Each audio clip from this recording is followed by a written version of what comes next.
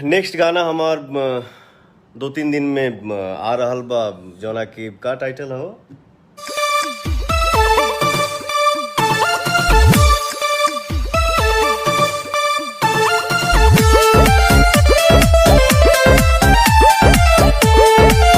Power star Pawan Singh का सबसे महंगा सॉन्ग आप लोग तक आने वाला है। जिस गाने के बारे में बात करें तो इस गाने का नाम है घाव दे देवे का। आप लोग को बता दें कि इस सॉन्ग को कब रिलीज किया जाएगा दोस्तों, इसका कोई फिक्स डेट नहीं बताया जा रहा है। आप लोग को बता दें कि इसको कब कहाँ रिलीज किया जाने वाला है, तो ग्लोबल म्यूजिक जंक्शन पे रिलीज किया जाएगा दोस्तों। इसका भी कोई डेट नहीं बताएगा। इसी बीच बात करें इसमें सिंगिंग के बारे में, तो इसमें सिंगिंग है पवन सिंह की है और शिल्पी राज इस गाने को गाया दोस्तों। इसी बीच बात करें इस गाने को राइटर के बारे में, तो इस गाने को लिखे प्रियांशु सिंह और इस गाने को सजाया दोस्तों अमित सिंह है। इसी बीच बात करें इस गाने को हीरोइन के बारे में, तो इसमें शिवल्ली राजपूत जो कि इस गाने में दिखने वाली है दोस्तों।